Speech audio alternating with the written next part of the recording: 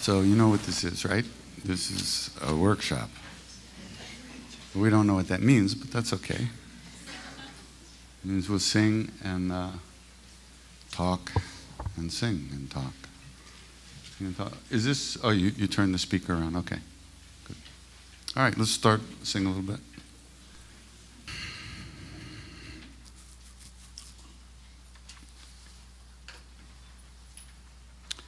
Chanting is it's a very interesting practice.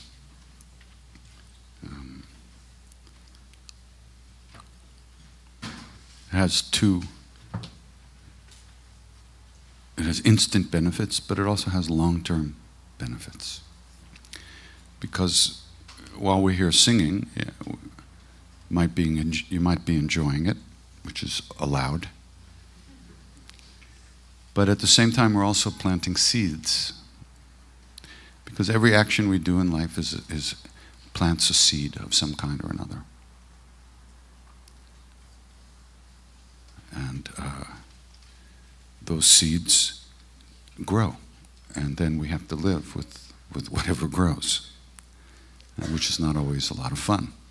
And sometimes it's a lot of fun, sometimes it's too much fun. So that's why the way I present this practice is this practice is taught many different ways by many different people all around the world. Some people teach it in a very Indian way, because it certainly comes from India, this version of practice. But the repetition of the name is in every religious tradition and every spiritual tradition. They may call it something else, but name is not just like Frank or Tom or something else. Name is a real bona fide mystery.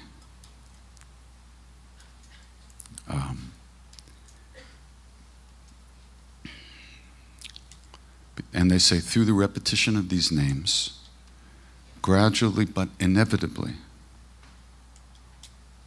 the inner presence, our inner being is uncovered, right? Which is an interesting concept. They're not telling us that we're creating anything that's not already there, right? You're not creating a good person inside of you because you don't like the bad person inside of you. It's not like that. We're uncovering what's already there, and what's already there is described in many ways, but a very simple way to describe it is basic goodness. Unfortunately, we are all naturally good. And I say unfortunately because it means we have absolutely no defense for our negative actions, for hating people, for hating ourselves, for being angry at people, for being greedy, for being selfish, for being ashamed, for having guilt. There's absolutely no good reason for that. Because inside, we are okay. That's a hard one to accept. Which is why in the East, nothing works. The roads don't work, the phones don't work, televisions don't work. Nothing works, but they're happy. In the West, everything works, and we are not happy. So, this is interesting. So these names are the names of that place within us. They're not the names, you can describe those names in many ways. You can describe them as the names of the Hindu deities, right? But what the hell does that mean? What are they? What are the Hindu deities? We don't know. Maybe they are a part of ourselves. Maybe they are a manifestation of our own true nature in another form, just like another form. Maybe they're older beings. Maybe they're aliens from another planet, like Brooklyn. Oh. Hey, I'm a Nets fan now, let's face it. The Knicks are finished. So they say through the repetition of these names, gradually but inevitably, which is really a very good word. It means inevitably, right? There's no question about that. It's inevitable, which is good. Since we're usually running in the wrong direction, it don't matter. We're going to wind up in the right place, inevitably. But it could be a long inevitable. But still, it's going to happen. It's a done deal. If we're born, boom, it's inevitable. That's the way it works. That's the way it is. So, what do we do in the meantime, you know?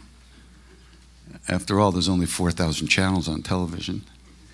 It gets boring after 10 or 12 years of constant watching. So, through the repetition of these names, gradually but inevitably, this inner presence, our own presence, who we really are, is uncovered. Uncovered, right?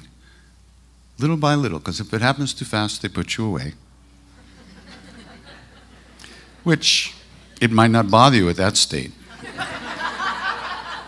You might think, wow, this is a great place to practice. I don't have to do anything. There was a great, great saint in India in the late 1800s named Tajuddin Maharaj, and he was a very close with Shirdi Sai Baba. He used to wander around naked all the time. He didn't know what he was doing, and he used to wander around this is the times of the English, on the tennis courts in the country clubs of the English, you know, and all those English ladies, oh, so they threw him in a mental hospital, right? And every Saturday or Tuesday or Thursday, whatever the day is that's holy for the Muslims in India, thousands of people would come to the mental hospital to see this guy. Finally, they had to let him go, you know. He didn't know where he was. He didn't care he was in a mental hospital, no problem. It wasn't like there was anything else he would begin doing anywhere else. He was just God there, he was God there, he was God everywhere. Made no difference. So that's a nice place to be in, no matter, even if you are in a mental hospital. But of course, not everybody in mental hospital is in good shape, but he was. So gradually but inevitably, this inner presence, our own true nature, which is basically inherently good, is uncovered. We're uncovering that. This is a very important thing to remember, because we're not trying to make something happen. That doesn't last. You get a little hit, and this is great, and then you lose it and you get depressed. Then it's up and down all the time. That's life, up and down all the time. But in there, it's always what it is. And that's what we're getting in touch with, little by little. And the more we turn towards that, the more we move towards that, the more relaxed our lives get, the more easy it is to deal with difficult situations, unhappy experiences, and the hard stuff that happens. But it's only through doing a practice that that's going to manifest. Period. Sorry. But that's the way it is. It doesn't have to be this practice. It just happens to be what we're doing today. Any practice that you do is good. And it's up to you to find out what you want to do. But do something. For Christ's sake. Do something. So, the reason we repeat these names over and over again is because it's impossible for us to pay any attention to what we're doing. Impossible. So we keep repeating, and gradually we start to remember that we're actually doing something, and then we start little by little, we start to pay attention to what we're doing, pull in all the strands of our crazy stuff that's always going on, and pay a little bit of attention for a very short period of time. If you try to do too much, you wind up going in the opposite direction for like weeks. I remember once I was driving across country with a friend of mine, and we decided, as we were leaving California, we decided we were going to eat macrobiotically, going all across, driving across the states, right? So we got to like a Safeway in somewhere in the desert, in the Mojave Desert, right?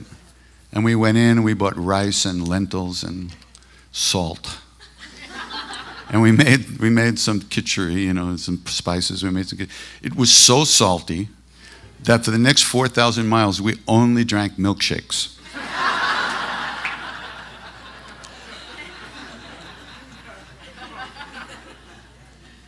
So that's what I mean. If you sit down with too much will, you know, I'm going to do this, I'm going to sit like I'm going to. You're just kidding yourself. Do a little bit every day.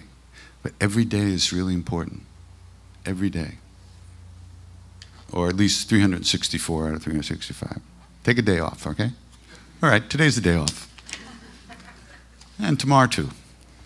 So a little bit where you really pay attention, where you're not doing anything else. You actually turn your phone off for 5 minutes. What could happen? Really, unless you're a doctor on call at the emergency ward, what could happen in 5 minutes? Right? Whatever it is. You'll be sitting there wondering about it for 5 minutes. Just notice the wondering, and you'll be doing fine. So, you know, Maharaji, my guru, he never, you know, he was very, he didn't tell us what to do. He didn't give us practices to do. He didn't say, sit down, watch your breath. He didn't say, do 10 million mantras. He didn't say, do this, do that. You know, he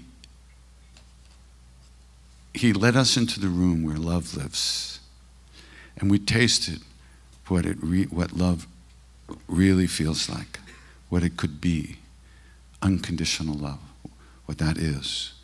And then we ourselves booted ourselves out of the room, and then we had to find a way back in. And so many of the people who were with him found different ways to live, doing different things in life. But all those people are very dedicated to living in that loving presence, which is a quality of our own true being. Loving presence. Everything we're looking for outside is really already in there. And we know what it is, but we don't know where to look. Or how to look. How to look is really the question. And you start by paying attention, by slowly pulling yourself back from all this, the crazy shit that goes on in our heads 24/7. Just for a few minutes a day. It'll make a tremendous difference. And then you go live your life and be stupid. It doesn't matter. Then just a few minutes a day. After a while, you get used. You start to like that feeling of releasing and just being there. You start to look forward to that. And you begin to notice the stuff in your life that doesn't contribute to that. And then you start making choices based on that understanding that, well, you know, this is just going to create more bullshit. And so you do something else. You don't even realize it, but your whole life is starting to change around your desire to live in a more relaxed, open way. It just happens naturally. You don't have to, you can't plan it. It just happens. Because this is what we really want. If we really knew that we could have what we want, how different we would live. How differently the quality of our lives would unfold. All right? But we don't really believe. We don't really think anything. We do yoga, meditation, all this crap, but you don't think it's going to work. Come on. Come on. Tell the truth. Oh, yeah, I'm going to get calmed down. Okay, I'll get the best button on the east side. Okay, the upper east side. Okay, the 10 blocks over there, I'll have the best button. But we don't really think we're going to get happy. You know, that would be sinful.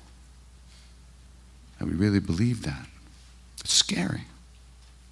It's scary to be happy. You think, okay, now what? I'm happy. How bad is the crash going to be? You know? Well, this is the mind. This is what our thoughts do to us. So by repeating these names, by doing a practice, first of all, while we're doing the practice, we're not robbing banks. We're not beating people up, except ourselves probably.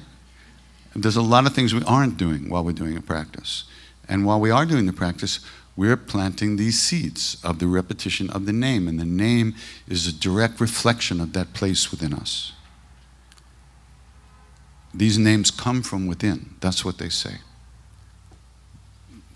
They come from within. They've been revealed to us here in this world by people who have experienced what they really are. And they tell us, here, do this, it'll bring you there. So there's people who have done this, and they've achieved what we would like to achieve. And you can meet these people. They exist, The Dalai Lama was just here last week. Just to be in the room with them is an extraordinary experience. You can't, it's a blessing to meet people like that, because we don't see this every day, And when we meet people like that, we go, wow, And they say, if I can do it, you can do it. They never claim to be special. That's the thing. The real ones never claim to be special.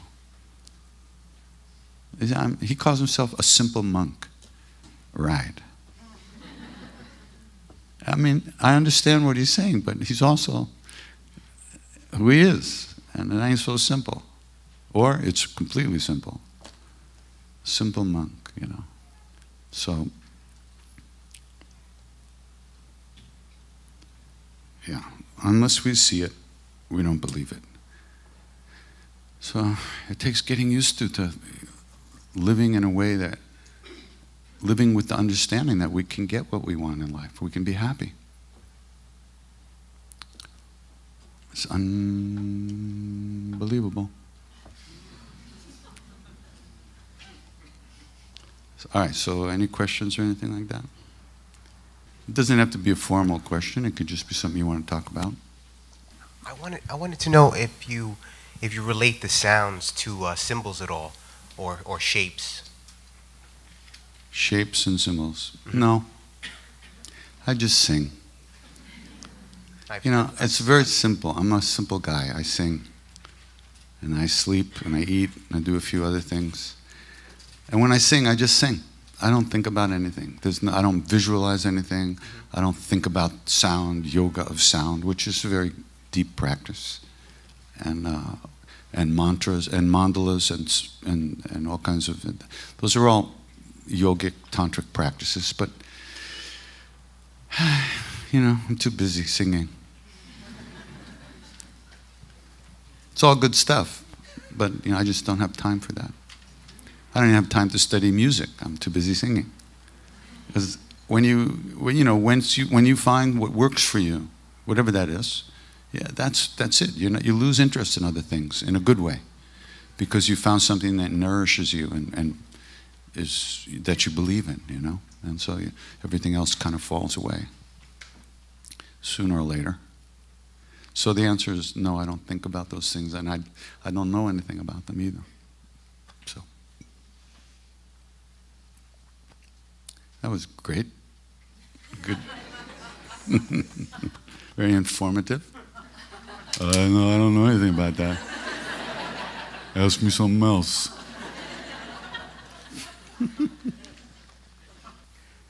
You said somewhere that the chant remembers you. Could you use the, thanks. Use the mic. You said somewhere that the chant remembers you. So, yeah. Which I thought was nice, but what did you mean by that? When I remember, I'll tell you. What I mean is, once you start doing this practice, the chants kind of go on by themselves sometimes. And you'll be driving along, and all of a sudden you notice inside you're singing Sri Ram Jai Ram. And you don't know, you didn't like make a decision, okay, now I'll sing Sri Ram Jai Ram. You notice that you've been singing it for the last 10 minutes without realizing it. So it starts to go on inside of you all the time. And the more it goes on, the more it pulls you into yourself. But this is a very subtle practice. It's not, the part of when we all get together and sing and jump up and down and look stupid, that's all fine. But what's going on is very deep and very subtle, and the changes that happen are they're kind of off the radar. You don't get a chance to kind of like, oh wow, you know, yeah, look what's happening, because you don't want to be that person. Right? So it keeps on going. So that's what I mean when the chant starts remembering you. You'll be doing stuff, and then you see, oh, it's going on. Like I'll wake up in the morning and the chant's going on and I'll be laying there for X amount of time before I even realize that's what's happening. It's like that, and that's all good. It's all good. And that's a benefit. That's one of the things that starts to happen. Because if that's going on, by the way, then there's a lot of things that can't be going on, like obsessive, crazy thinking and all kinds of stuff that take us all kinds of places, right? And we don't want to go to those places because they're painful. So as this practice gets deeper, we just don't go to a lot of those places where we used to live, you know, or we used to love to go, because they turn out to be painful. So we wind up spending less time in negative states of mind. But you don't necessarily notice that. That's the cool part about it. If you noticed it, then you just do a big ego trip on it. Wow, I'm spending less time in negative states of mind. I must be very high. You know, bullshit, you know. So you don't, it doesn't, that's why chanting is so cool, because you don't think you're meditating. You don't sit there like, I'm meditating. No, you're just singing, you know? But it is meditation. It is spiritual practice. So, any more about that? You're welcome. For you, do Hindu chants awaken different than Buddhist ones or Sufi? You know, there's just me in here. It's only me. Nobody else. And they all awaken the same me. They don't awaken somebody else. They all work inside of me the same way.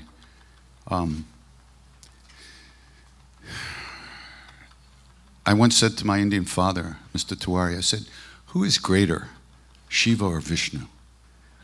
You know, I thought it was a reasonable question in some spheres. He looked at me like I was crazy. He said, my boy. He said, how can you compare infinites, right? It don't work. They're all the same, you know. Sometimes you like pasta with tomato sauce, sometimes with pesto, same shit. No matter. Not at all. Do what gets you off, you know? That's what you do. Whatever you like, whatever gets you through the night, that's it. You're the only one who knows what works for you, you know? Unless you're with a particular kind of teacher who gives you a practice that you decide to do, and then you have to go through that whole process. Sometimes it'll feel like shit, sometimes it'll feel good, sometimes you think it's not working, but you're working with that teacher, so he's going to guide you in the best way for you. But right here, we're just hanging out, so the only one to ask is yourself, is this working? Do I like this? If you don't like it, why would you do it? You know? Can you hear me if I ask a question? Where are you? Oh, there, hi. Oh, you don't have the mic. You can't talk. Can you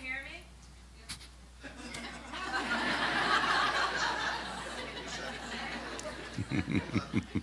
Give her the mic, she's pushy.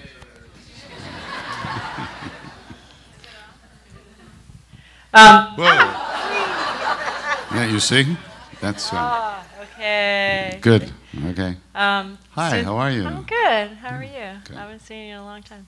Since you've been traveling around, all this since I haven't seen you since the old days and all, and now you're off all over the world, I just wondered if you'd had any really interesting stories or story to share about bringing this into other culture, or, you know, being in some exotic, faraway place. I kind of like those stories where the epiphany of cultures mixing and... Everywhere I go, it's the same people. You know, it's exactly the same. That's the amazing part, you know. I mean, Kiev. right? Talking to a group of Ukrainian people. And it's the same stuff, same questions, the same stuff, everything. You know, it's just so weird. And it's such a great experience to just go everywhere and just find everybody wants the same thing. Everybody has the same problems. You know? It's just amazing. Really amazing. Everybody has their own version of stuff to deal with, you know. I sang in Sarajevo, right? And in the building I sang in, there was a plexiglass hole in the wall, right? A huge hole from a shell, you know. Sarajevo was under siege for like 10 years. The Serbs had surrounded the town around in the mountains, and for 10 years they lobbed shells in all day, and they had snipers. You couldn't go out, you couldn't get food, you had no electricity, no water. Half the buildings were destroyed.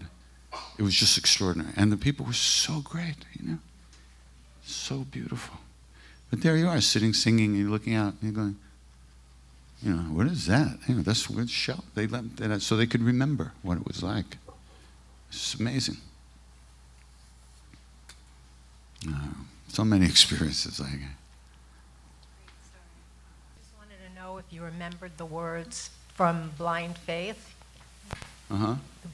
I think not Blind. Is it called Blind Faith or Book You mean Presence of the Lord by Blind Faith? Blind Yeah. Faith's the group. The first, the one, or the second? I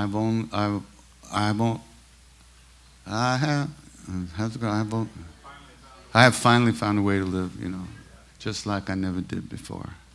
Yeah, it's a great song. I sang that once in L.A. Really stupidly. Huh? Not today. Not today, no. Because he was talking about heroin.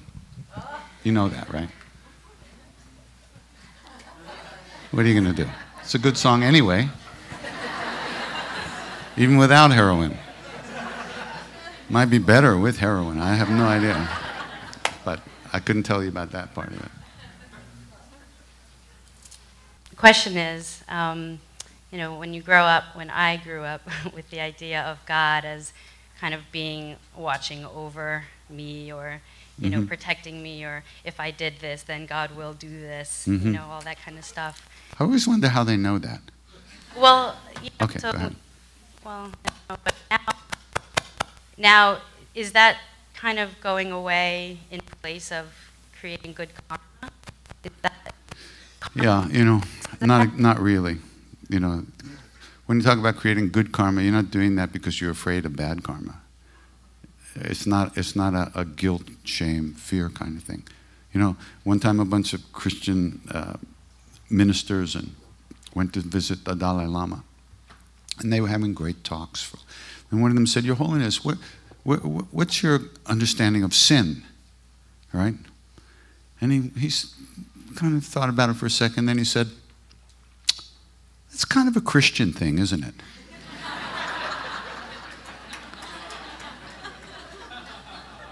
Whoa.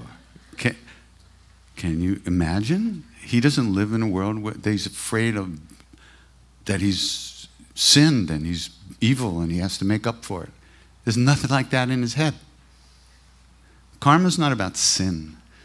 The word for sin in Sanskrit, Hindi, is pap, which means burning. It's not evil, it's not bad, it's just hot. You know? You do stuff that burns. And when you don't do stuff that burns, you don't burn. It's not that you're bad or doing bad things and you're a bad person and you have to do good because you're bad and you're going to be punished. And we're already punished. We're here. In Manhattan.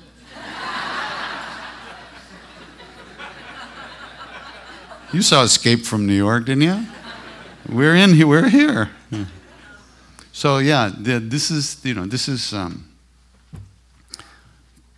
what religions have come to, in many ways, what they're doing. It's about controlling people. Why? Because they want money. Why? Because they want power. Why? Because they get off on that shit. And it's a shame, but that's what it's come to. Not that there's not a lot of good stuff also, and good people, as religious figures and stuff like that, but for the most part, you find that it's a very controlling atmosphere. This new pope is fantastic. He's cleaning a lot of stuff out. Seems very cool. But the whole thing is built on shame and fear and guilt, you know? And if you go to the East, is not like that, you know? It's not like that at all. So-called Eastern religion. The first book I ever read about this stuff was some book about Buddhism, and Buddha said, you know, it was up to us to work out our own enlightenment. And I thought, fantastic. Not that I thought I could, but at least it wasn't up to somebody else, right? That I'm already fucked before I start. Right? This is the Kali Yuga. This is what they call the Dark Ages. Because and one of the qualities of this time is that the real light is hidden so deeply. It's so covered. And the other things masquerade as the light, like that stuff, you know. First of all, I have no problem with Jesus. I love Jesus. Praise the Lord, I love Jesus. I do not love Christianity. And neither did Jesus. He had nothing to do with that shit. If I'm not mistaken, he was already dead 100 years before anybody started doing anything. So how did this happen? People with ideas, with desires, created all that nonsense. He didn't start a religion. He was trying to clean up the old shit that was hanging around. So those feelings are it's good to see them, and it's good to see how much of a hold they have on us, and how much of our lives are propelled by our sense of shame and guilt and fear and belief that we're no good, right? It's really, so when you sit down and watch your breath or do some chanting, there's just you there. There's nobody else, just you. You see, then you begin to see all the things you unconsciously believe about yourself. That's when you have a chance to start letting go of that stuff. It's not easy because it's deep. Because it's not just us, it's our parents, their parents, their parents. Everybody we've ever known believes the same stuff. Not so many people have come through that say, hey, it's okay in there. Don't worry so much. What's the matter? Right? Not so many people. They always say, oh, be careful. And we just unconsciously accept all that. And none of it's true. Not one thing about it is true. Nothing. You're not evil. You're not bad. You don't need to be saved. But only Jesus can save you. Because he's the whole universe. He's Krishna. He's Ram. He's everybody. They're all the same.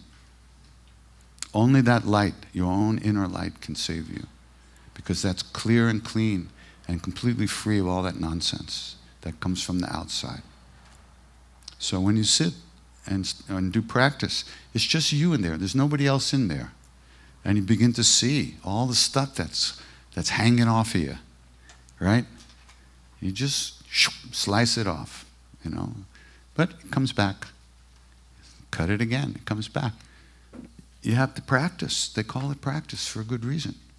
It's not easy to get used to being happy. It is not easy. It's like scary. You wake up and you're happy and you go, I must have done something wrong.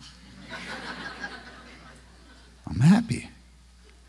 It's crazy. We're used to living in a very low frequency, low energy field. Cranky, miserable, moping around, groping for food and sex and stuff. We forget it's all in there. It doesn't have to be so New York-like. Everywhere I go, people say, oh, you're from New York, right? So, and all the great saints say the same thing. Jesus said the same thing. Read what Jesus, and okay, here we go. I've gotten started. And then I'm stopping. I read a book written by a guy, I can't remember the name right now. He had been brought up as a born-again Christian. He grew up that way. And he loved the Bible so much that as a teenager he started to study Aramaic, which was the original language that all that stuff was in, because he really wanted to know what was in the Bible, because what the born-again Christians believe is that if God said it, that's the way it is, right? And they say everything in the Bible is what God said, and that's the way it is. That's what they believe. So he said, well, let me really study this. So he became one of the leading scholars of language and Aramaic in the world. And he found, and this, I swear this is true, he found that only 3% of what is in today's Bible can be traced linguistically to the time of Jesus. I'm going to say that again. 3% of what is in what we call, at least the New Testament, can linguistically be proven to come from the time of Jesus. That other 97%, God knows where it came from. So what are these people believing, right? It's a very interesting question. There's some really cool stuff being done. There's a book. Anyway, but so you got, the bottom line is it's just you in there, right? See what's screwing you up and let go. Don't believe any of that shit. You're not bad. Tell them I said so.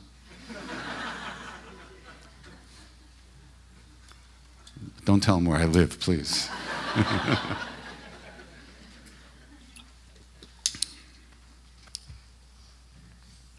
And my guru was the same way. You know, he knew everything. Okay? I'm going to say that again. He knew everything. Certainly everything about me and everybody else that was there. He knew what we had done, what we were thinking about doing, and what we were going to do. He knew what was going to happen in our lives. He knew all the bad, miserable, hurtful things we've done to others and ourselves. And guess what? He loved us insanely, sweetly, unconditionally, just as we are. He didn't make a deal with us. If we change, he'll love us. Right? He loved us right at that moment, completely, knowing everything we've ever done, knowing everything we thought about ourselves. Also, that was hard to take. Really, it was hard to, you know, you say, oh, I wish I was with the guru. Bullshit. You think it's easy to sit in front of that? Can you go out and sit in front of the sun all day like this, you know? You get fried. And that's what it was like 90% of the time. Frying in that love, in that intensity. And then just when you thought you couldn't take 1 second more, boom, he hits you in the heart with a banana from 50 feet away. And he looks and he goes, ah! And all of a sudden the world is good again. Until you pull yourself out of it with your own crap. Over and over, over and over and over. So we began to understand a little bit, to experience what it felt like not to be ruled by the stories we tell ourselves about ourselves, which we automatically believe, every single one of them. You know, you wake up in the morning and you say, I feel like shit today. You never ask yourself, why do I feel like shit? Or why do I believe I feel like shit? It's there, we think it, and we believe it. But so only through practice do you slow down enough to see what's actually going on. And once you see it, then you can let go and come back. And when that mantra is going on, when the names are going on, when your practice deepens, you might get pulled by that thought for a little while, and then boop, you pop back a lot faster. And instead of spending the next 47 lifetimes feeling like that, you just spend the next 3 lifetimes feeling like that. It's a big difference. So instead of some very heavy negative depression lasting, you know, years and months, and so it just lasts a little while and then it goes away. Because you're trained to automatically let go. But you don't necessarily feel that at the moment, you see? You're just letting go. People say to me all the time, oh, what do you experience when you're chanting? I say, I don't know. How would I know? You're asking me? I have no idea I'm just singing. I'm not thinking about what I'm experiencing. Something happens, it comes, it goes. I'm just singing. My job is to be with that chant 100%. And if I'm 100%, stuff goes through like Chinese food. Like Indian food, really. Much faster than Chinese food. They stopped using MSG, so it doesn't go through as fast. And when it goes through, you're not hanging on to it. You're just with this feeling of being here. And the stuff, it's like you become the sky, and the clouds are going through. It doesn't seem to affect you so much. So you're moving more deeply into yourself. You're relaxing more deeply into being here. So if you're really chanting from the heart and with love, is there really such a thing as doing it incorrectly? Like As doing it incorrectly? No. When you're really chanting from the heart with love, you're not thinking about it. You know, how can they be incorrect?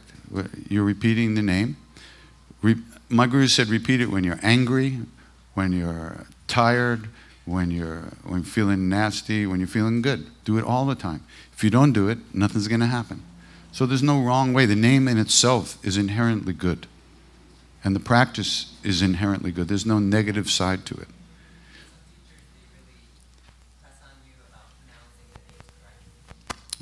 Good. Go see them.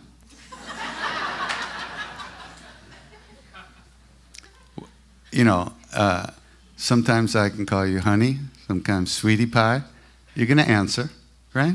You don't think God knows what his name is? If you and I know our names, he knows his name. She knows his name, her name, right? So it's your motivation. That's the most important thing.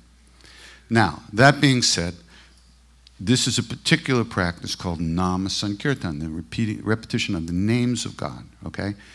These are not, there's other kinds of mantras you can say which need to be pronounced correctly because they're Sanskrit mantras and they're for certain things. There's mantras to find buried treasure. There's mantras to rob banks. There's mantras to become powerful. There's mantras to grow your hair back, which is, I've never found that mantra, but I know it's out there somewhere. There's mantras to attract things to yourself. All mantras can be used for everything, anything. Those mantras need to be done correctly. And those mantras need to be given to you by somebody who transmits it to you. This is not the case in what we're doing.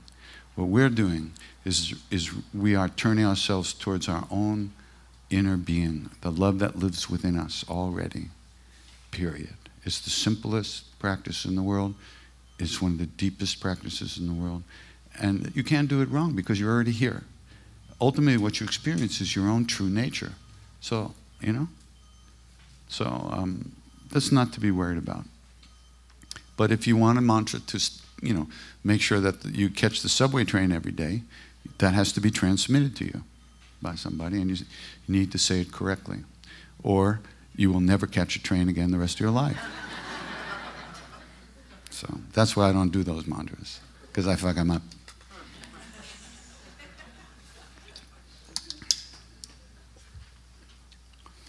But if you're working with a teacher, you should do what that teacher says, right? You know, because out of respect for the practice and for the relationship you have with that person. If they say do it this way, do it that way. That's why I tell anybody, do whatever the hell you want. Then you don't have to bother me.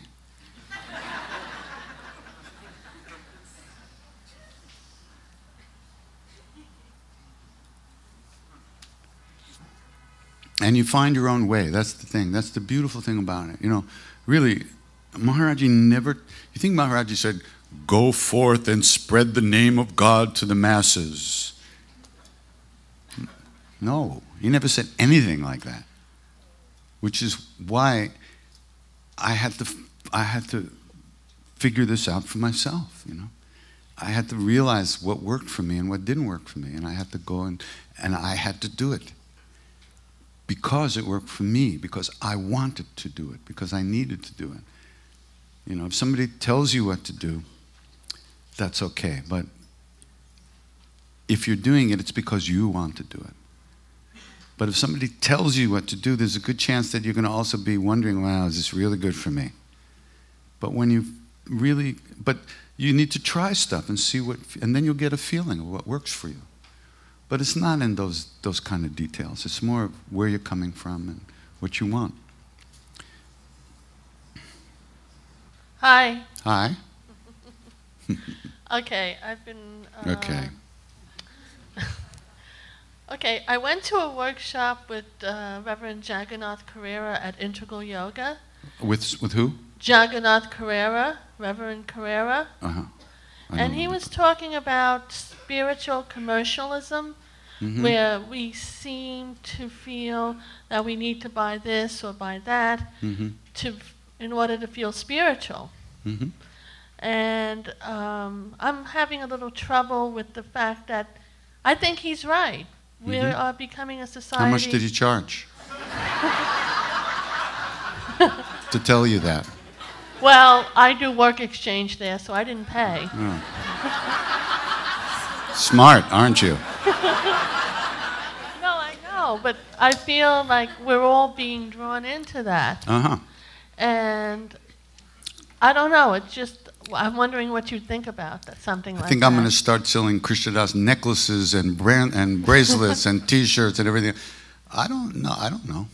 I bought when I went to India, I bought lungis and Indian clothes because I wanted to feel holy. That's about as far as I went with that because it didn't change me very much. You know, it's just normal American Western stuff. Part of that. What's that? Another part of that. Yeah. I was surprised that you were selling T-shirts. Who, me? Yeah. Oh, me too. Okay. On your Hey, a girl's got to live, right?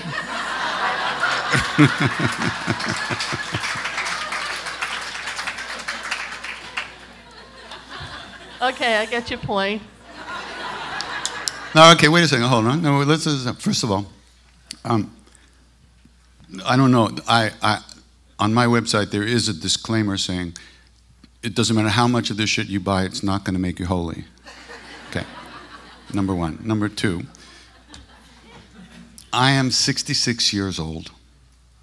I've been doing this for a long time, and I don't know how much longer I can run around so fast and so long and so hard. So we're trying to find ways that I can get more downtime so I can stay healthy to keep doing this. So that's why we did the Kickstarter campaign for the CD and didn't take money from a record company because it's a negative situation monetarily to do that. We're just trying to find ways that I can keep doing this for a longer period of time, you know. So we offer different things in order to help me pay my bills so I don't have to stay out on the road all the time to do that. That's the bottom line as far as this is concerned. As far as the other stuff, you know, if you're silly enough to think buying something like that is going to make you holy, then buy a lot of it.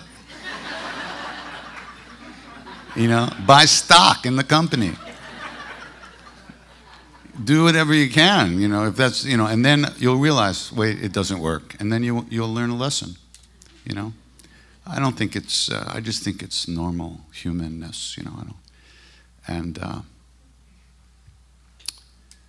got to find a way to live in the world in a good way, you know, and accomplish what you need to accomplish and take care of the people that you need to take care of. And in India, they support wandering monks and sadhus. They give them food. There's ashrams that feed people. There's beggars everywhere. A lot of people are fed. In America, you got to work.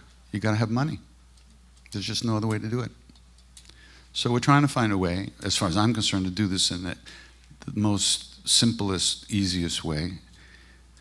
But as far as the commercialism, you know, like Amma sells all that stuff in the back of when she talks. But, you know, all that money goes to charity.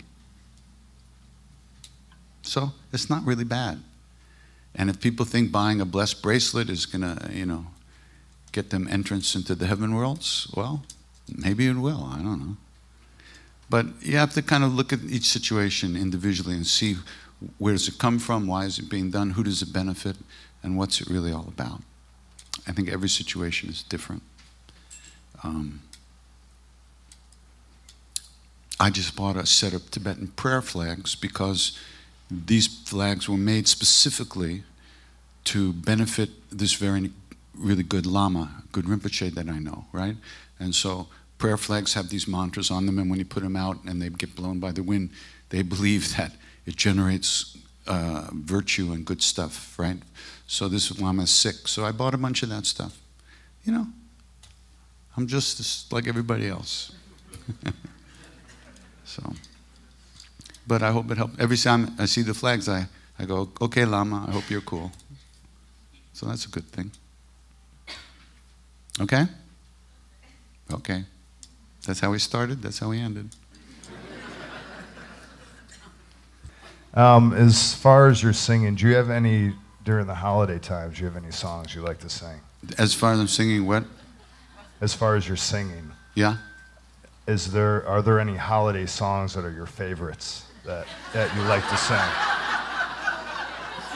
Holiday songs? Exactly, yes. Holiday songs, is that what you said? Holiday songs, yes. Holiday songs. Yeah. You know, like Here Comes Santa Claus, exactly. Yeah. Jingle bells. Yeah, you know. I think my favorite is I Saw Mama Kissing Santa Claus. I Saw Mama Kissing Santa Claus, very good.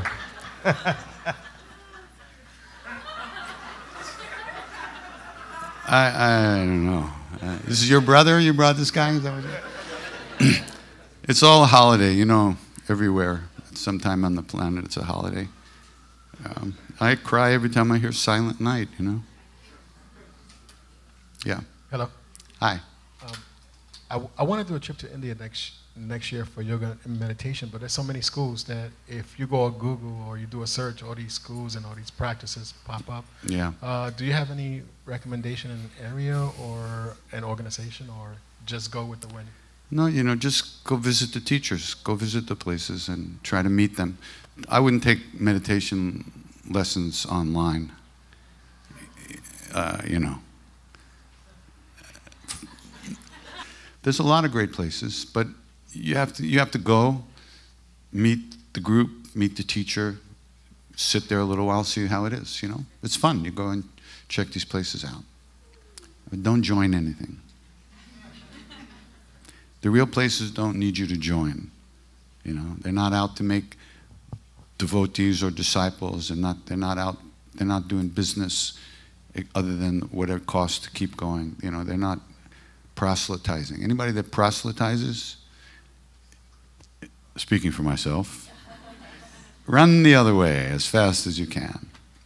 Because, you know, it means they want something. Even if they claim to want your own best good, you know. Okay, thank you.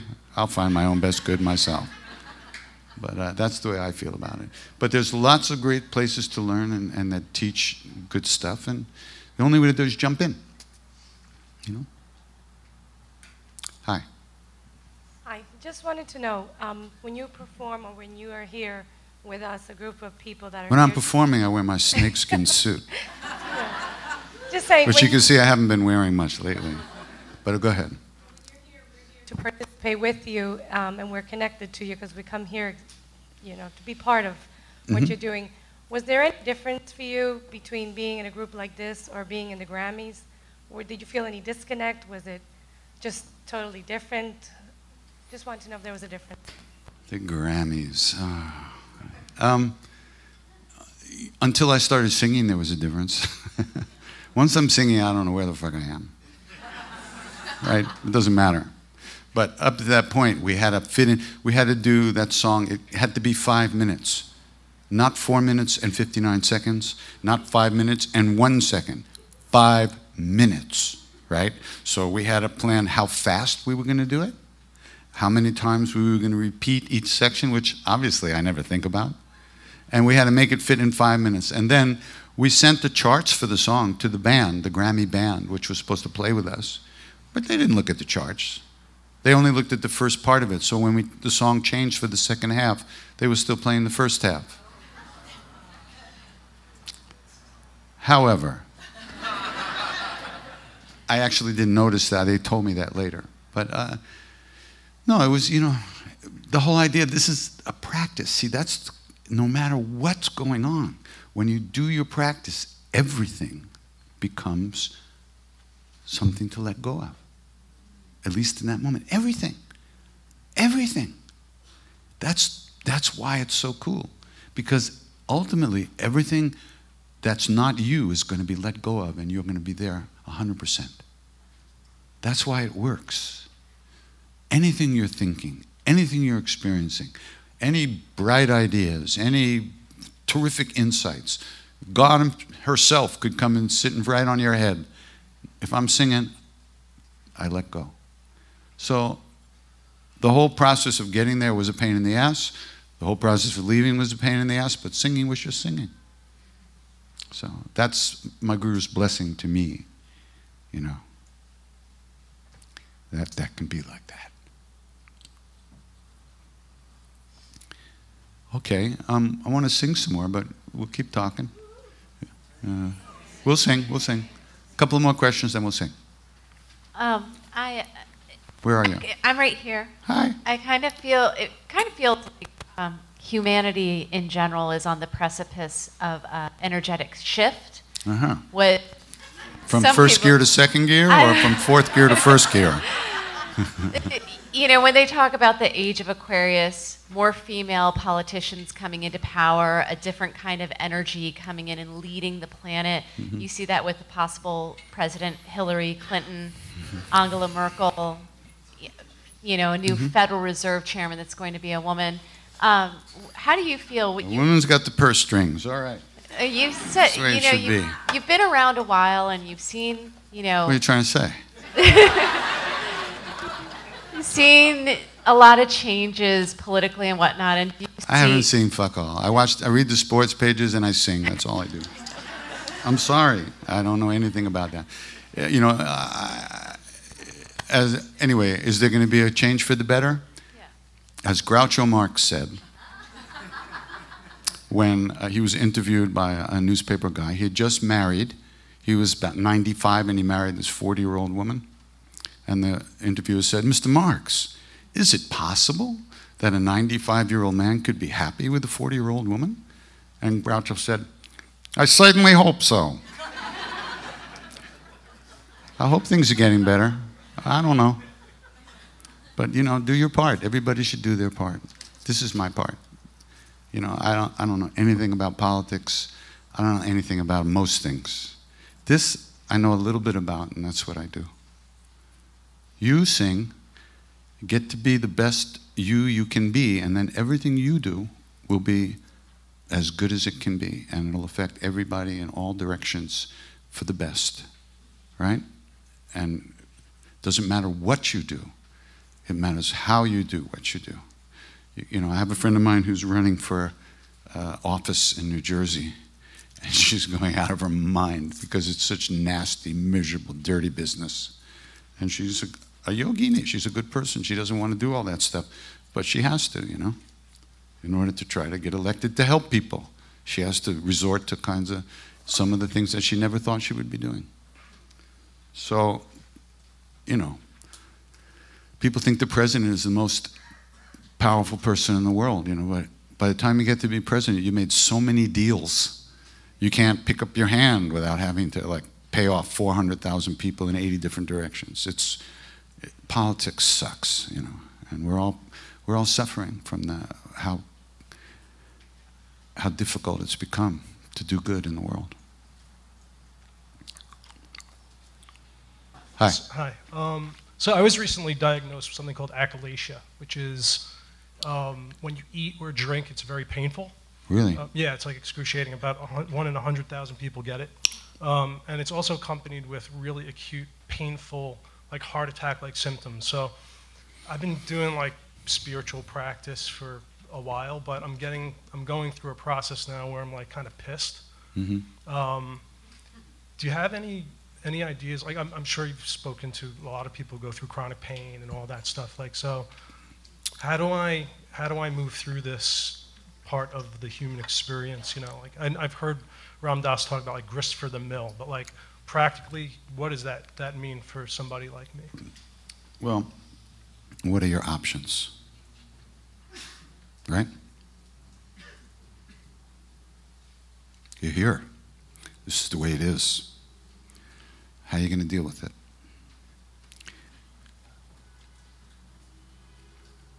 You're going to have to find a way to deal with it.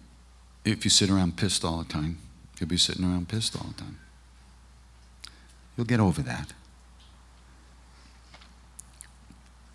There's practices to work with that kind of experience. I'm not an expert on that at all. But you can work with that. There are people who do work with chronic pain. There's all kinds of practices, awareness practices, meditation practices to do. And also to deal with all the emotional stuff that comes up surrounding it. It's dealable with. That much I can tell you. The details, go and find people who do that. They're out there. And if you want, I can ask around. You email me or something. I'll ask some of my friends and see who they know and what they say. But, you know, when my guru made me the priest of the Durga temple, right there in the courtyard, I had to give out this, what they call Charanamrit, which means it means nectar from the feet. What it is the water that was used to worship the deity. So people would come and I would give them this, and I was taught to say this mantra. And the mantra, the meaning of the mantra was, take this water from the feet of God to protect you from sudden death. Because from their point of view, the worst thing that can happen to you is sudden death. Because you have no chance to prepare.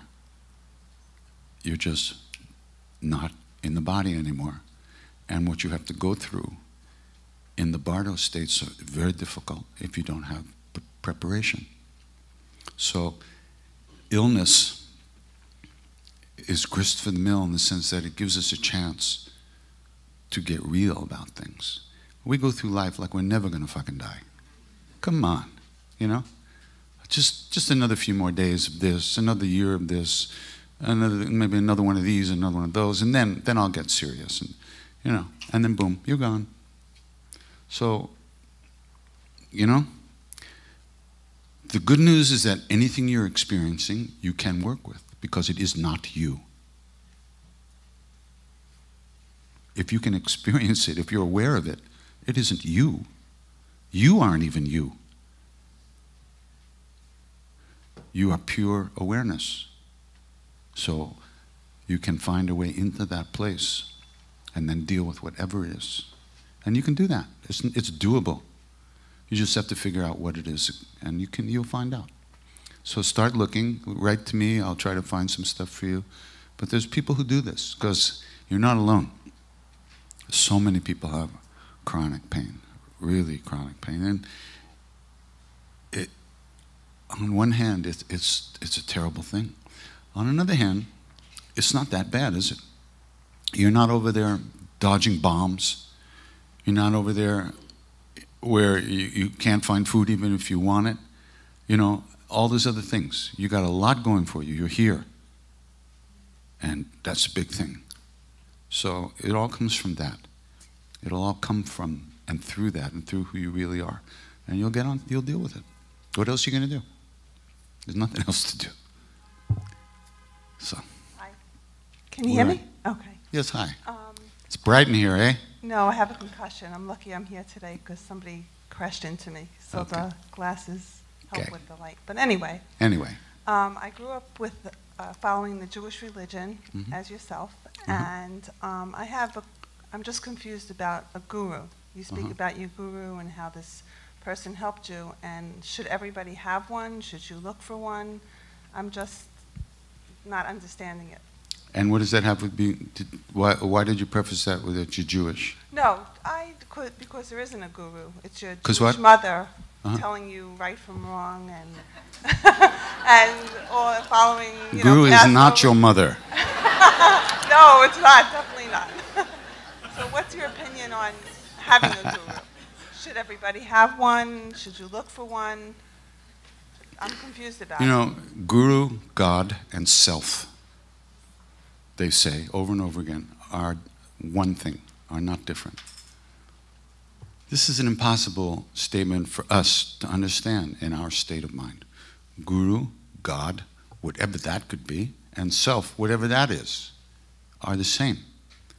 So the guru is not outside of you. It's not somebody else. Neither is God outside of you, somebody else. God is self, your true nature, who you are, pure being, which is inside of all of us, which is all there is in there. Everything else is over that, a covering of thoughts and beliefs and emotions.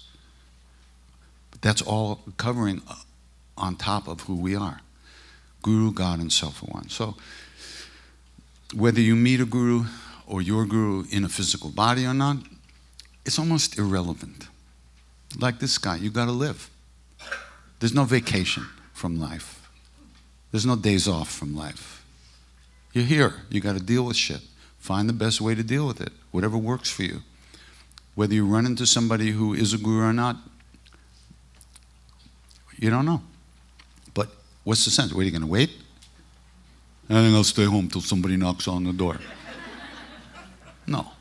You know, it doesn't work like that. It's your own longing to find real love that is propelling you in the first place on this path.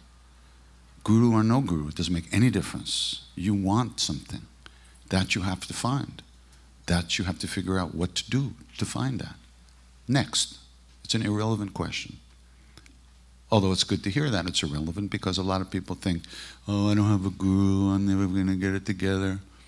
Right, that's called thought. Next.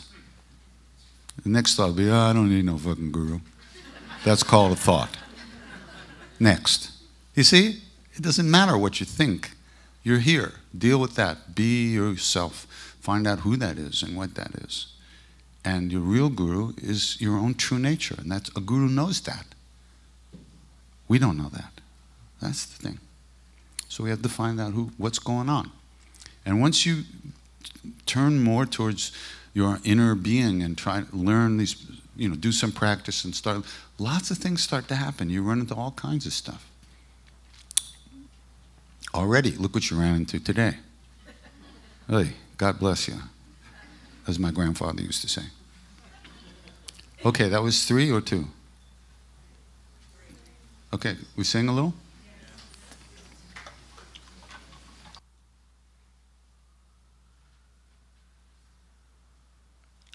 One time I asked a woman named Siddhima, who was one of Maharaji's greatest devotees. I said, Ma, should I meditate? I was feeling guilty. Guilty? Hi, guilty over there. I was feeling guilty. I thought, Ma, should I meditate? And she said, Krishnadas, in the 40 years that I was with Maharaji, he never once asked me to meditate. He's supposed to be a spiritual dude, right? 40 years, he never asked her to meditate. And she said, Maharaji said that meditation, it was a natural state that would arise as you ripened into it. It wasn't something that you had to force yourself into through your own personal will, which is really interesting, because everybody who comes to the West and is teaching meditation and charging money is hoping to get students so they can pay their bills, and they're hoping that what they're teaching you is true. And of course they are, but it's a subtle thing. It's almost guaranteed that if you sit down and try to meditate and do this practice, do a practice very intensely, pride is going to arise. You're going to get the ego of a meditator. Now, why would you trade one shitty ego for another one? There's no sense in that. But, on the other hand, just like I've said before about the chanting practice, every effort that we make in that direction is planting a seed as well. So, one has to pay attention to the way one does a practice.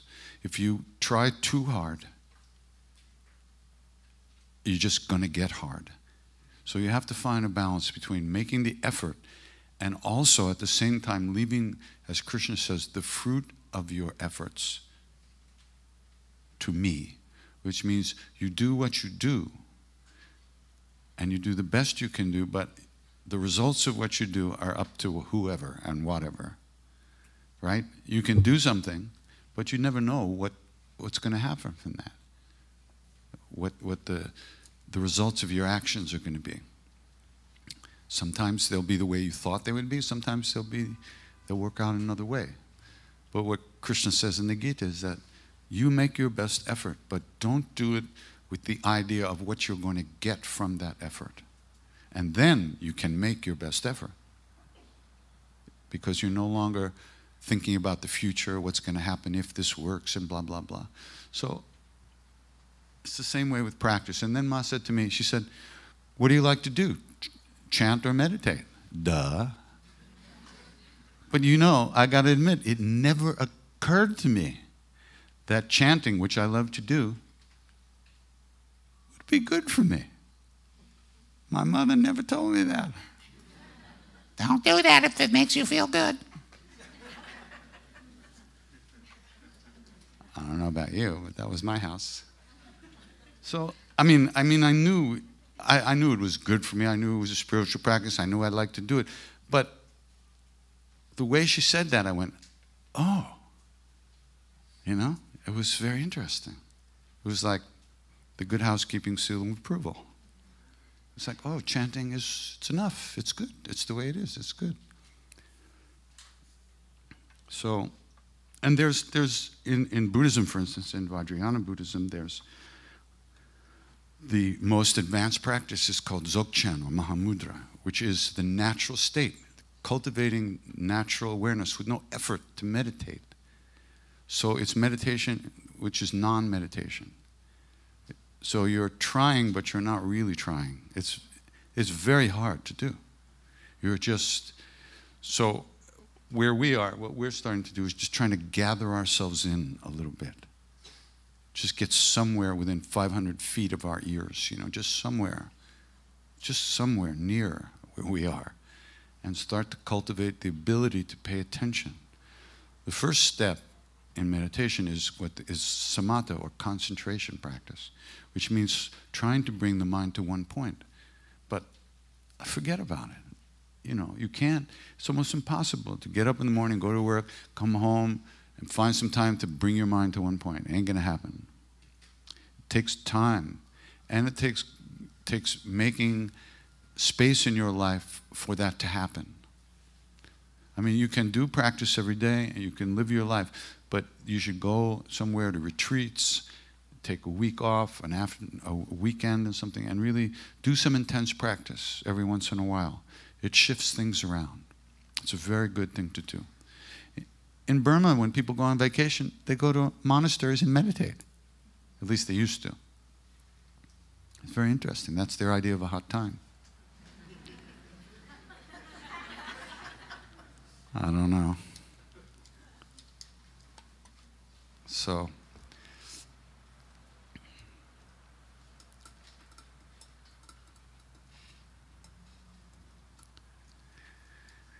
and Maharaji said over and over again, a million times, Ram Nam Karne Se Sab Pura Ho Jata. From repeating these names, what they call the names of God in India, everything is brought to fullness, to completion. This is a very deep statement. from this practice, we're ripening ourselves. We're ripening ourselves. And we find that our lives change very gradually around us without us even noticing. Some of the stuff that is difficult and not necessary for us kind of disappears, just leaves our life. And other stuff that's helpful to us shows up. And it's all from turning within. And whatever practice it is, whatever path, whatever religion, whatever trip, it all lands up in the same place. Right where you are. There's nowhere else you're ever going to be except right where you are. Right here. Today, tomorrow, next week, 10,000 lifetimes from now. When you ask yourself, where am I? Right here. So to get really here means to be able to let go of all the thoughts and emotions and the stuff that goes through and pulls us away. And it's simple. It ain't easy, but that's what it is. And everybody can do it. You can do it because you're already here. You just kind of, you know what a schmear is? It's like a piece of cream cheese put on a bagel and smeared. That's where our brains are, you know, we're just a schmear. So we're just trying to gather it up, get it on the bagel right in the right place.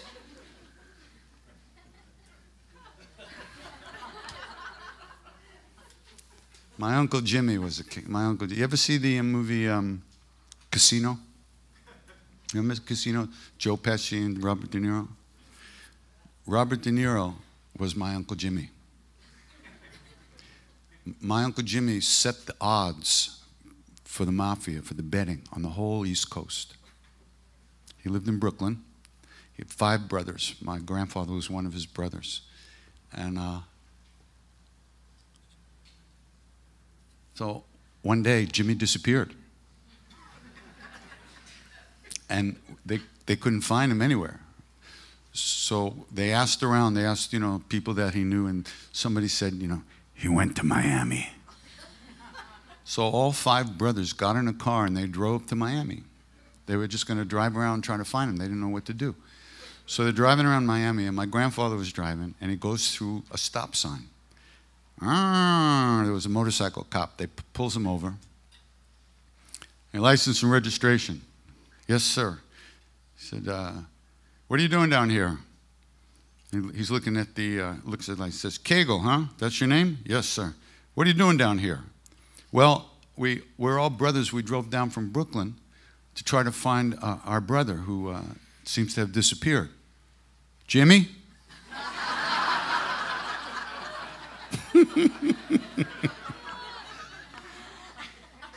He led my grandfather and his brothers through the streets of Miami, right to my Uncle Jimmy's house. He was down there a few weeks. He already had the cops on the payroll. This is my lineage.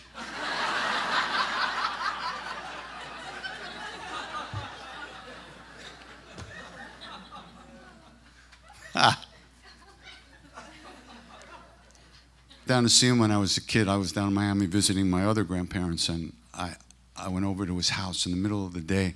The shades were down, you know, and he let me in. He kept looking around. He would look out, peek out the shades, everything. It's the last time I ever saw him. Oh, God, what a family.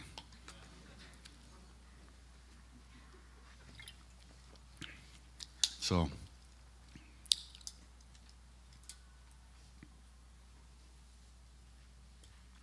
and Maharaji, there we were sitting with this guy, right? In this little temple in the Himalayas. He's sitting on a cot, a little like wood bench, and we're just sitting around him. Like this, all the time. We could not take our eyes off of him. You know how when when you fall in love? Anybody ever fall in love? You know. You know how it is, like when you first see that person, it's like the first 2 days or something like that. It's like, you know? This is what it was like 24/7 for everybody who was there. You couldn't, your eyes, and there's all these, the scriptures always talk about how, the devotional scripture talking about how when somebody would see Ram, their eyes wouldn't leave Ram. Their bodies would want to go away, but their eyes wouldn't leave because of the beauty and and it seemed like there was all the beauty in the whole universe was wrapped up in that little blanket. And your eyes just did not want to go anywhere else.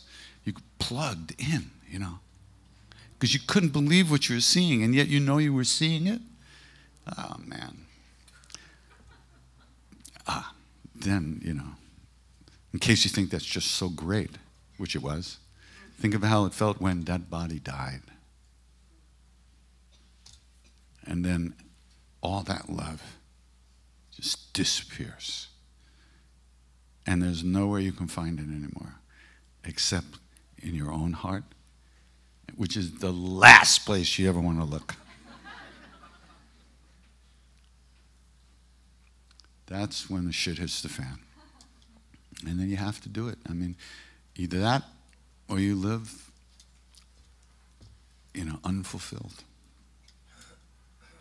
That's why I started chanting. I was lost. I was gone. When he left the body, I said, most of me said, fuck it, I'm out of here. Next. And I just lived. I never thought I'd be happy. I never thought there was any chance that I would want to be alive, And it got worse and worse and worse. And then I was standing in my room. I had a place on 82nd Street.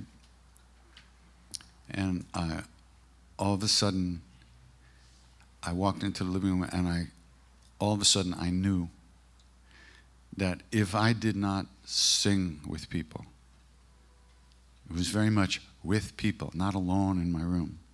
If I did not sing with people, that I would never be able to clean out all the dark shadows in my own heart.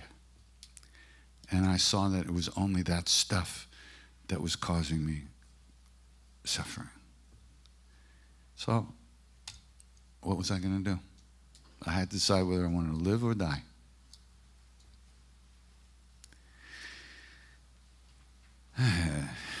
So, here we are.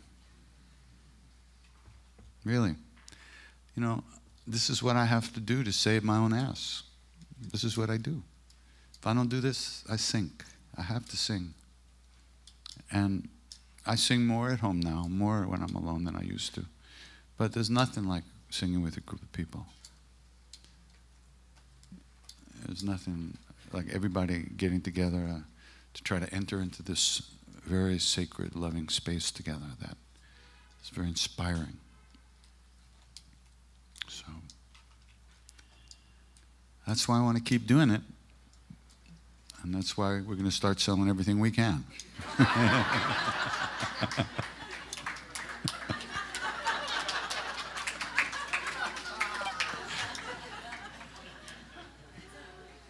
Nah.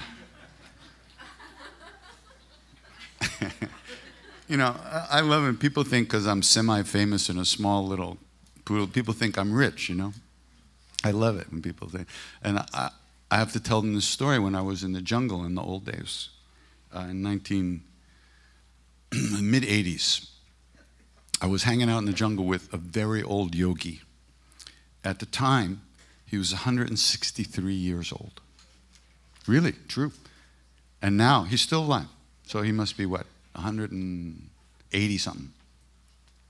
And this guy once said to me, he said, he was very sweet. I mean, you can't believe how sweet these guys are. And we was just hanging around. He looks at me one day, he said, oh, you remember when Lincoln was shot?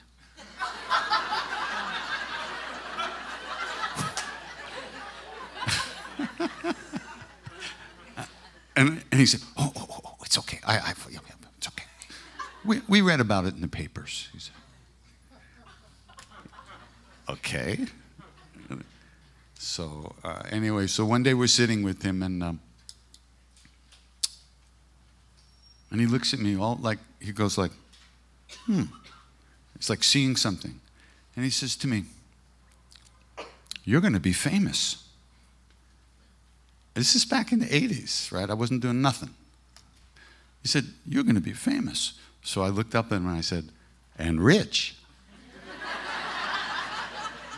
He laughed. He laughed. He came nose to nose, eye to eye with me, right? And he goes, famous.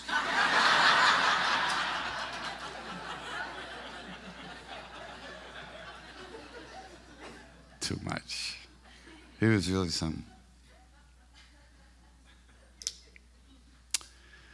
Oh, you know, hanging out with these kind of people, it's just, you can't believe. It's just so amazing, you know. We don't see enough of that here, you know, in the West. We don't see, I mean, I'm not saying there aren't people like that, but we don't trip over them every day. Like in India, boom, you know, oh, another one. It's like that. And some of these Rinpoches, some of these lamas are just so cool, you know. There was a wonderful lama that I really loved, and I took some teachings from him, and I decided I was going to sing for him one day. And he was a Dzogchen master, which is one of these meditation masters who probably hasn't had a thought for like 500 lifetimes, you know. One of those things. Unless he just wanted to go slumming or something like that. Anyway, so I decided I was going to sing to him. So I started to sing this prayer that I sing every day, and I've been singing for like, 3,000 years every day. And I sang one line, and my mind went completely blank. I mean, and I opened my eyes, and he looked at me and smiled, and he kind of laughed. He said, "Is that all?"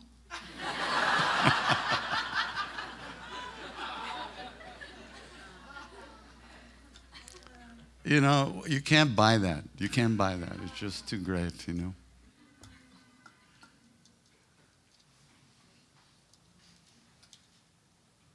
All right. So we kind of have to get out of here soon. Any more questions? Anybody want to say anything?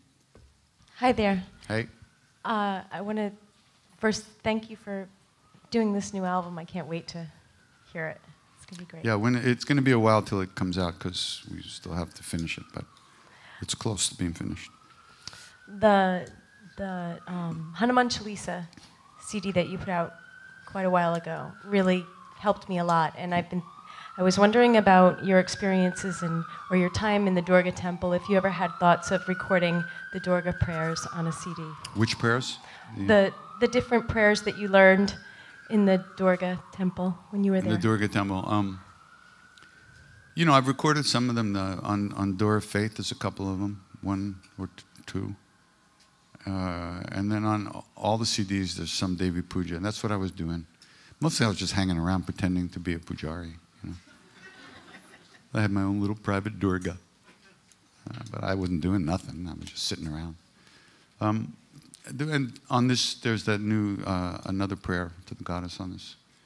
They'll just keep dribbling out as long as I have them, as long as I'm still doing this.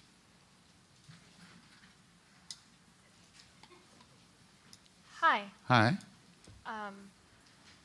This might not come out perfectly clearly. It's okay. I wouldn't understand anyhow. Sweet. So, when we go internally and find that one self, which is the self that we all are, that love that's there that we all technically are, from that point, where does one find a place to have preferences, either towards specific people or even towards specific experiences? Like, I mean, in my mind, it's like the taste of anything is a peek into the essence of the divine. So then really any taste is just as delicious as another, or any experience is just as sacred as any other. Mm-hmm. So how does you... Well, it's not such an easy question to answer, but there's two ways to go about it. There's the tantric path, which is what you last mentioned, which is every taste, every experience, you train yourself to see that as a manifestation of the divine. But that also includes negative things. So that's not fun. Because we have, you know, there's this, and the third Chinese patriarch wrote, "The great way is not difficult for those with no preferences." So we're disqualified. So, but what we're talking about here is something a little different. First of all, when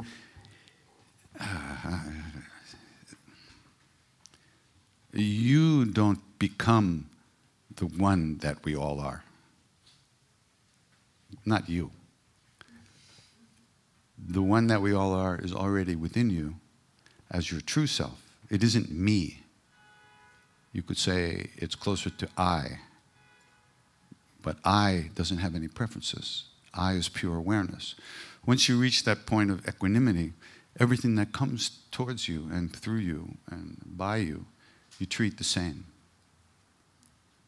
And yet, if you have, you also honor your karmic situation. If you have a family, if you have people around you, that you take care of them. Just because you realize the oneness doesn't mean you can't stop at the red and go on the green. You don't lose anything. You gain the whole universe. But you also appreciate the rules of each particular world that you live in. It doesn't deny anything. It includes it all. But I think you should worry about that after you realize the self. Then come back, we'll talk some more. There's somebody over there. Okay, you're next. You go. Thank you, Krishna Das. My question is how would you summarize it in your words, the energy with Shiva and Shanti energy during chanting? How in your words? Om Namah Shivaya. I don't know. See, I don't ever think about those things. I don't know who Shiva is. I don't know who Shakti is. I don't know anything about any of that stuff. I just sing. And maybe things come through when I'm singing. But I'm singing. They can come, they can go. I'm not concerned with knowing anything. I'm concerned with being in that loving presence all the time. That's the only thing. And so in order to remain in that loving here and now, in that loving presence, I don't cling to those kinds of experiences. I try not to, because then they'll just take me out of that. You know?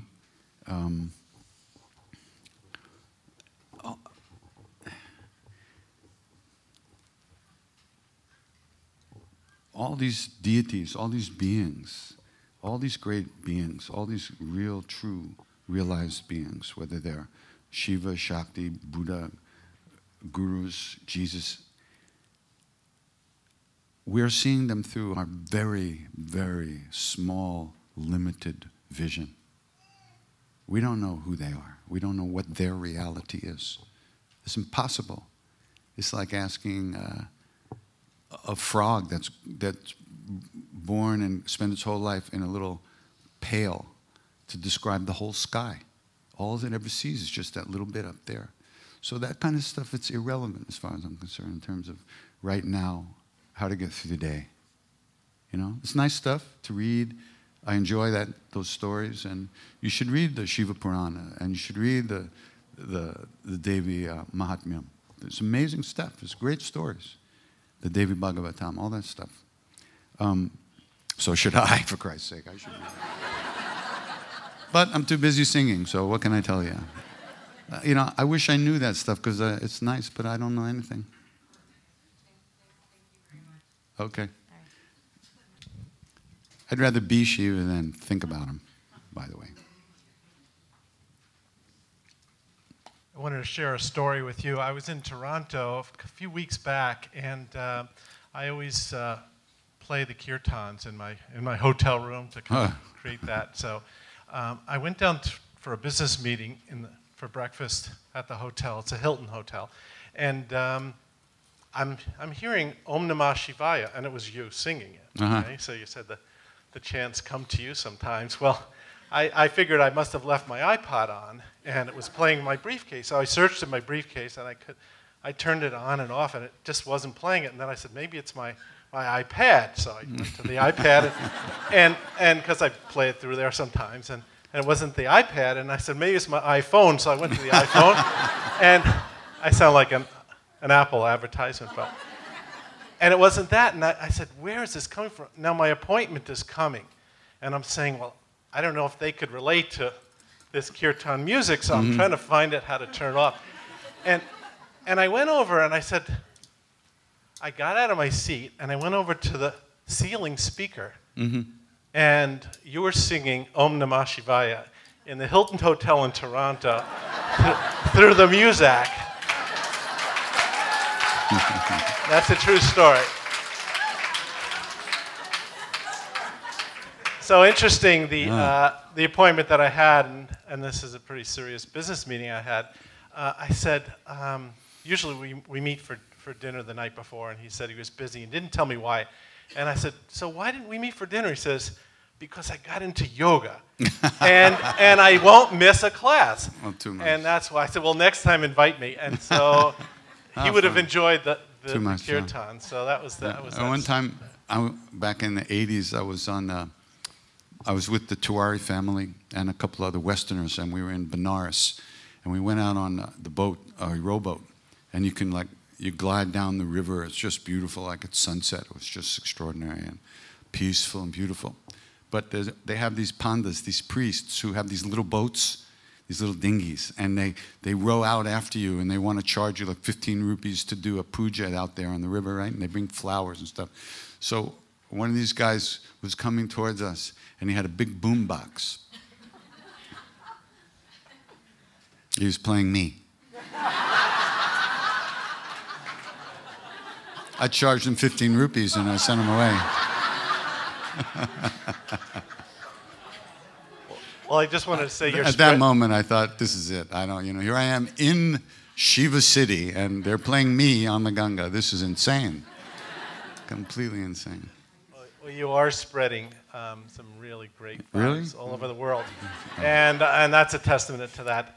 One question I did have was, one of my favorite songs is an English song that you sang, and I think the quote that I'm trying to remember is, one thing I know, and I know for sure, my God is real. Yeah. That's, yeah.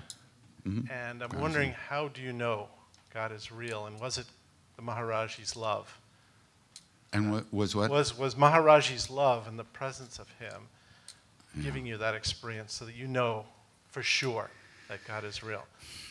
Well, I'll tell you, I know one thing. There is real, unconditional love available in the world. And if that's not God, I don't give a fuck. I don't want to know. All right? That's it. That's all I want. And I know that that's real. I've tasted that. I've been blessed with just that much. And that's about all I know, by the way. I don't know anything about Shiva, Shakti, or anything else.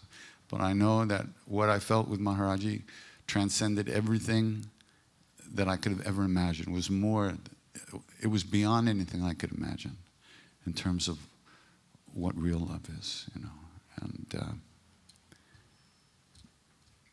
I mean, it wasn't like it happened 2 days ago. It was in 1970, for Christ's sake. I was with him. That's a few years ago. And yet, it's right here, right now, I feel it. That presence is right here, whether you call it Maharaji or you call it Frank. It doesn't matter what you call it. That love is here. It's always here. And as soon as we stop thinking ourselves into a pit over and over again, we begin to feel that. And that much I can tell you.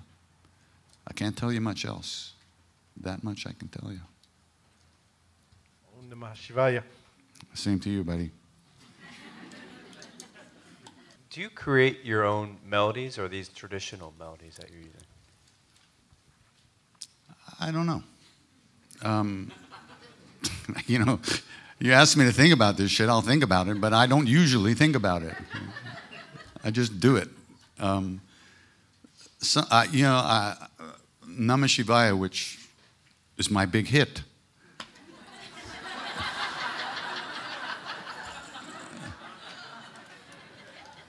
somebody told me like some years later that it reminded them of that song Because the Night.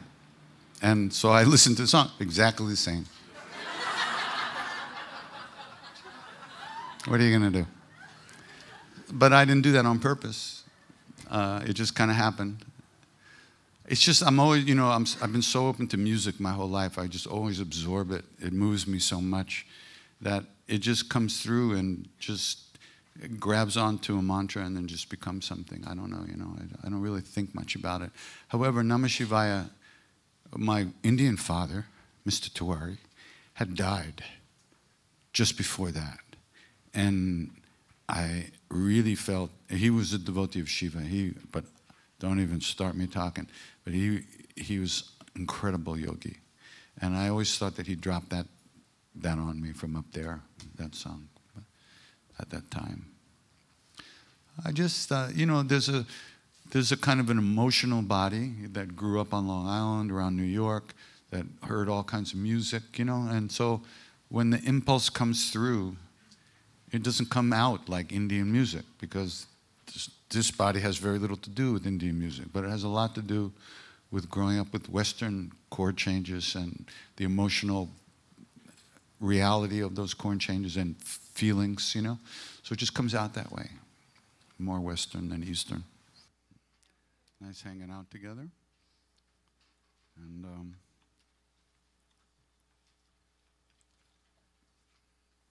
take it easy.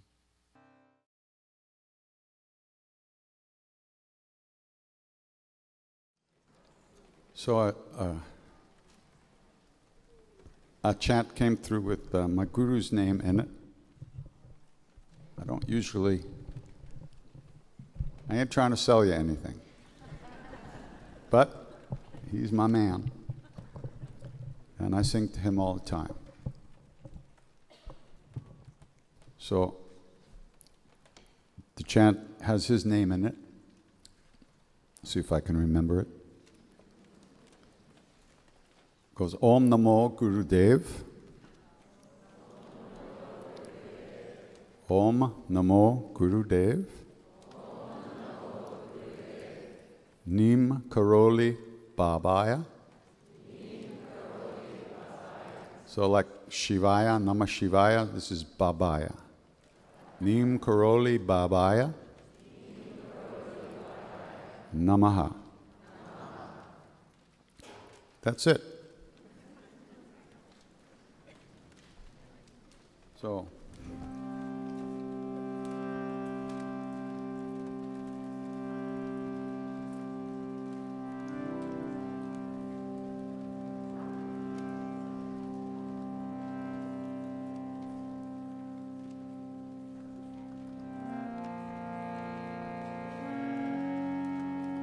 And every 2 verses, we do Sri Ram Jai Ram.